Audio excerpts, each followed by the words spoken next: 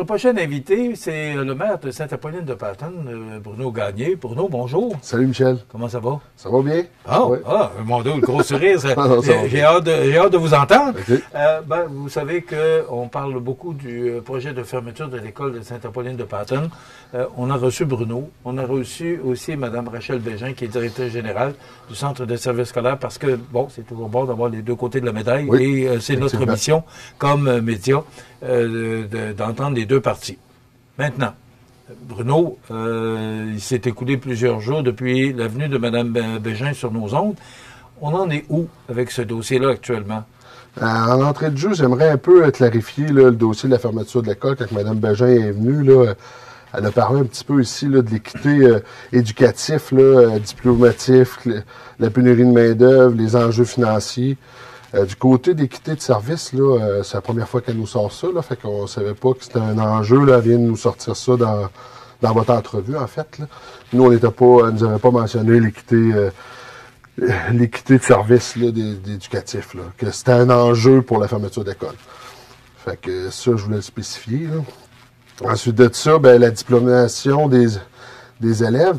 On leur a demandé les chiffres parce qu'ils disaient qu'ils n'étaient pas bien diplômés chez nous à Saint-Apolline. Puis nous, on a fait nos devoirs de notre côté. Puis on a vraiment l'inverse. On arrive à 73 de taux de diplomation. Puis au Québec, c'est 74 Fait qu'on pense qu'on n'est pas si mal en tant que diplomation. La moyenne est 74. Oui, exactement. Et nous autres, l'école de Saint-Apolline, de 73. Oui. OK. Dans les les presque, années... on peut dire que dans la moyenne. OK. Un petit peu en bas. Ouais. Un petit peu en bas. Pour 1%, on n'élaborera pas là-dessus. Non, c'est ça. Puis c'est ça. Puis on a la chance d'avoir les enseignants. Ça fait 15 ans qu'on a stabilisé l'enseignant chez nous, à Saint-Apolline. Les deux professeurs, Mme Amélie, Mme Stéphanie, ça fait 15 ans qu'ils sont là. Fait que nous, on pense que c'est vraiment un avantage d'avoir des profs stables comme ça pour l'éducation. Hein. Tu sais, c'est important, l'éducation, elle le mentionne souvent, que c'est pour l'éducation des élèves, des enfants. Mais nous, chez nous, on a une stabilité de 15 ans pour les enseignants. Ça fait 15 ans qu'ils sont là. Fait que ça, c'est un très bon point qu'on veut pas perdre aussi, là. Ils suivent les élèves jusqu'à leurs entrées du secondaire. Puis on a de 20, quand ils arrivent au secondaire, nos élèves sont bien préparés. Fait que ça, c'est important de le mentionner aussi, là. On veut que ça continue comme ça. C'est pour ça que notre école, c'est pas juste notre école, mais c'est toute l'éducation pour nos enfants. On a un bon suivi avec les enseignants, là. Mme Bégin mentionnait lors de la rencontre que j'ai eue avec elle que ça se prépare de longue haleine. Ça fait longtemps qu'on est au courant qu'il y aurait une diminution de la clientèle. Puis là, ben, vous étiez au courant, selon ce que Mme Bégin nous disait, que bon, on s'en allait vers ça. Mais on a commencé à travailler le dossier. On pourrait avoir, je vais le dire au conditionnel, là, vous allez me répondre là-dessus, on pourrait avoir commencé à travailler le dossier peut-être un peu trop tard. Et là, ben, on court après notre souffle. Est-ce que c'est le cas? Non, vraiment pas. Je suis vraiment pas d'accord avec ces affirmations de ce côté-là, parce qu'on travaille depuis 2015. En fait, elle avait spécifié que d'année en année, c'est répétitif pour les années de transition et tout, mais en fait, ça fait trois fois qu'on est en année de transition depuis 2015. En 10 ans, ça fait 3 fois. C'est pas à chaque année que ça arrive. Puis à chaque fois, on travaille pour que ça monte. Et là, présentement, on est dans notre meilleur comment on dit ça, summum, c'est qu'on peut monter de plus en plus, parce que là, on Les prévisions sont-elles? Sont très bonnes. Bon, mais vous les prenez où, ces prévisions-là, Bruno? C'est les enfants qui sont nés, qui grandissent, qui sont chez nous, là. C'est pas des enfants qu'on prend d'autres villages. Les prévisions sont chez nous. On arrive avec 26 dans la prochaine année après. Eux ils vous ont dit en ondes qu'il y avait des enfants qui faisaient l'école à la maison l'année 26. Ça, j'ai été un peu surpris d'entendre ça, non? C'est pas faux, qu'est-ce qu'elle mentionne, mais c'est faux d'un autre sens, parce que dans notre 26, sont exclus les enfants-là. Les enfants qui font l'école à la maison n'est pas dans notre 26. Fait qu'on a quand même 26 élèves. Si on calcule les enfants qui font l'école à la maison, on monterait à 32. Mais on les exclut parce qu'ils font l'école à la maison. Ils s'inscrivent pas. Fait qu'ils sont pas dans nos prévisions. OK. Fait qu'on est quand même à 26. Bon, Bruno, c'est important de le mentionner. Les prévisions, vous prenez ça où? C'est parce que là, oui, c'est des prévisions, mais bon, il peut y avoir des déménagements. On l'a vu. Vous avez fait des efforts marketing pour amener une famille et ça a réglé le problème de l'école. Mais là, cette famille-là est partie. Alors, comment vous basez votre décision sur quoi pour vos prévisions? Ben, regardez, moi, je fais partie du conseil d'établissement de l'école Sainte-Apolline, intégration avec l'école La Colline de Saint-Paul. Nous, qu'est-ce qu'ils font? Ils font toutes les naissances qu'il y a dans le village même, à Sainte-Apolline. On les projette s'il y a 4 ans, ben, l'année prochaine rentre en maternelle. S'il y a 3 ans, dans 2 ans, va rentrer à la maternelle, ainsi de suite. C'est tout basé sur les naissances des enfants dans le village. C'est pas des prévisions qu'il y en a qui vont déménager, là.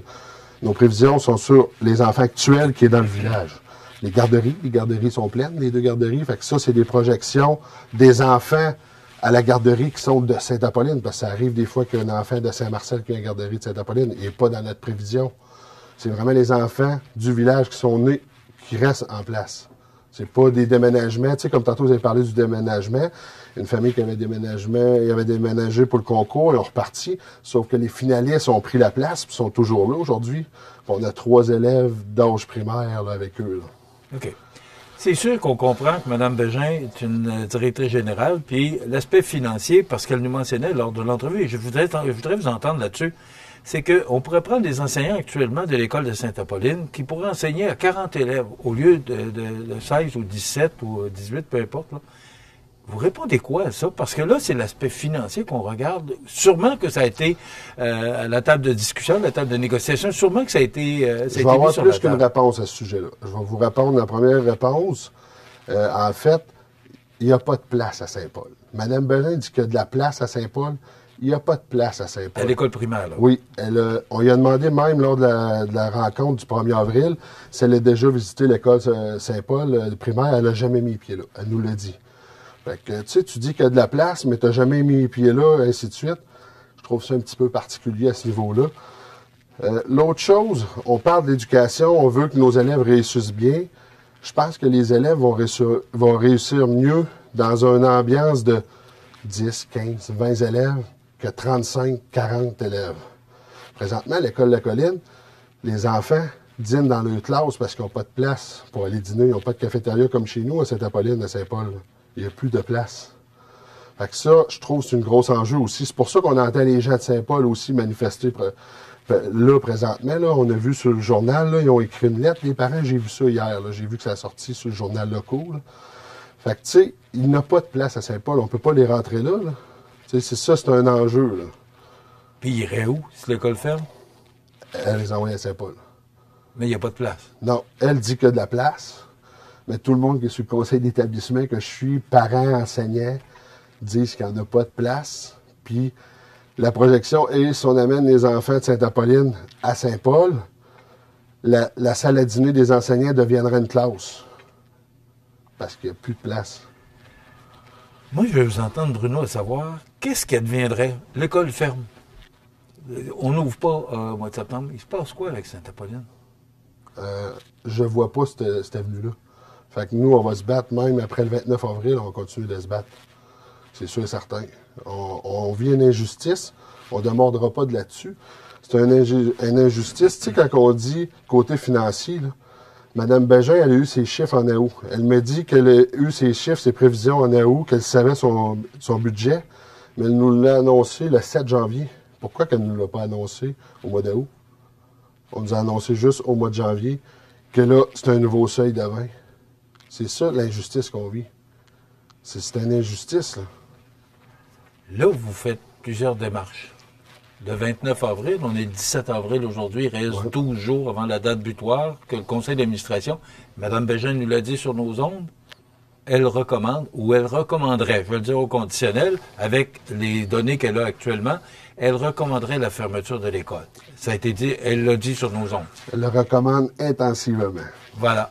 Alors, vous faites quoi comme démarche? Il vous reste 12 jours à partir d'aujourd'hui. Aujourd'hui même, il y a des familles qui sont en train de visiter notre école.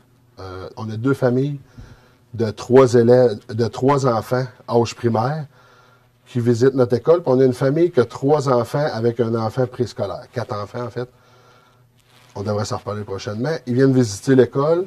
Fait que, tu sais, quand on dit qu'on on reste pas sur nos lauriers, on reste pas sur nos lauriers. On travaille quand même si on respecte le seuil de 6-6. Puis qu'il nous demande un nouveau seuil, elle nous a dit, le 1er avril, il y a eu question d'un parent au citoyen qui a demandé si on trouve 3 élèves aller au 29 avril, est-ce que ça peut sauver l'école? Elle a dit oui. Elle dit, vous avez jusqu'au 29 trouvé 3 élèves, fait qu'on n'a pas arrêté, on est là-dessus présentement. Bon, et Mme Bégin dit qu'elle recommanderait, mais la décision est prise par le conseil d'administration. Est-ce que vous avez rencontré le conseil d'administration? Non, on les rencontre seulement quand ils ont l'assemblée du mois qui va être le 29. Mais ils nous disent qu'il n'y a aucune décision de prise, ça laisse prendre le 29, sauf qu'on avant que le conseil d'administration ait déjà sa décision de prise. Bon, là, il y a des gens qui vont visiter l'école aujourd'hui. Après ça, quelles sont vos démarches? Ben, présentement, c'est sûr, on parle avec M. Rivet. Hein? Notre député, il est quand même dans le dossier, il baigne dans le dossier fortement. Vous avez parlé avec le ministre aussi? Présentement, on a parlé avec M. Rivet, le député M. Rivet. Bon. Oui. Alors, là, M. Rivet fait quoi? C'est le député? Là, c'est un petit peu notre voix, hein, avec le ministre de l'Éducation et tout. C'est un peu notre voix. Puis Mathieu Chouin... C'est M. Rivet qui est le lien là, pour oui, avec le ministre de l'Éducation. OK? Oui. Bon. Alors ça, est-ce que ça avance? Est-ce que ça bouge? Sentez-vous qu'il y a des signes positifs, là? Oui. Je sens de la position. Confiant? Oui. Quand même, oui. Parce que, qu'est-ce qui vous permet d'être confiant, Bruno? Parce qu'ils sont contre le propre protocole à eux. C'est le propre politique, puis ils sont contre ça. Ils ne respectent pas le propre politique. Moi, en tant que maire, là, si je fais une chose de même au niveau municipal, là, je me fais crucifier sur la place publique, c'est sûr et certain. Là. Je ne peux pas agir comme ça. Fait que, moi, je pense que c'est ça notre gros point positif. Puis on le voit, tu sais, Mathieu est au courant de tout ça, puis je pense qu'il voit bien la faille qu'il y a là présentement. Là. La prochaine étape, là, c'est le 29 avril, la date butoir. La prochaine étape, ça va être quoi, là? On a plein là, il y a des choses, visites aujourd'hui, vous l'avez dit, là, mais c'est pas confirmé, là. Ça veut dire, ils vont voir. Exactement. Mais ces gens-là viennent d'où? Il y a une famille qui font l'école à la maison, qui viennent visiter l'école. Puis il y a une famille qui emménage à Sainte-Apolline, qui est en train de faire une construction. OK. Exactement. Gros dossier? Quand même. Oui. Je vous dirais, on parle de ce dossier-là tous les jours. On est dans... On lâche pas. On travaille à tous les jours sur le dossier d'école. Les élections s'en viennent le 2 novembre, Bruno. Ça aurait été quand même 4 dures années, parce que on se souvient, il y a à peu près 2 ans, là, que ça avait brossé au conseil municipal. Ça n'a pas été facile. Ben, faut se dire, quand on embarque sur ce siège-là, il n'y en a pas de facile. Est-ce que vous vous attendiez que ce soit aussi difficile? Je savais qu'il y aurait des grosses batailles. J'aurais pas pensé d'en avoir autant dans même 4 ans, mais je pense que je fais du mieux que je peux, puis je me bats. C'est dans mon sang de se battre, fait que on livre du mieux qu'on peut pour les citoyens. On essaie de représenter le mieux possible nos citoyens. OK. Là, on suit ce dossier-là de très près, tant de votre côté que du centre de service scolaire, parce qu'on offre à Mme Bégin, s'il y a des explications, parce qu'on donne on donne l'opportunité aux deux parties de venir s'expliquer, puis c'est notre rôle. Là, à partir de maintenant, il y a des gens qui visitent. Là, c'est quoi la prochaine étape là, dans les prochains jours, à part la visite, là? Ben là, il ne faut pas oublier qu'il y a le congé de Pâques, Michel. Oui, oui. Ah, OK, on va à la chasse. On va faire la prospection pour la chasse. Non, en fait... à partir de l'autre semaine, tu sais, il va y avoir, on sait qu'on n'aura pas de réponse au niveau de plein d'endroits où on cogne ou quoi que ce soit d'ici au début de l'autre semaine, là, parce que là, on est déjà jeudi, vendredi de Pâques, lundi de Pâques. Mais on reste actif. Là. Ma DG est très actif, mon équipe est très active, les parents aussi. Les parents sont là, sont actifs. Fait que... Sentez-vous que vous avez la population derrière vous? Ah. La population de Sainte-Apolline particulièrement? Énormément, oui. Ils sont là, sont très mobilisés. Puis en plus de ça, ben, la gang du village voisin à Saint-Paul sont derrière nous aussi. Là. On le voit avec la lettre de ce matin. Puis ils se mobilisent eux autres aussi. Là, parce qu'ils ont une certaine inquiétude là, envers leurs écoles qui est déjà pleine aussi. Là. Ça leur rentre dedans, veut pas, eux autres aussi, là, présentement. Là. OK. C'est terminé? On se reparle prochainement? Oui. Est-ce qu'il y a d'autres choses à rajouter que... Non, pour l'instant, c'est bien correct. Oui. Merci d'avoir été avec nous. Merci, Michel. Toujours un plaisir. Bruno Gagné, qui est maire de Sainte-Apolline-de-Patton, on va suivre le dossier là d'ici le 29 avril. Je vous avertis qu'on va poursuivre et suivre ce dossier chaud qui est le projet de fermeture de l'école de Sainte-Apolline-de-Patton. Voilà, ça complète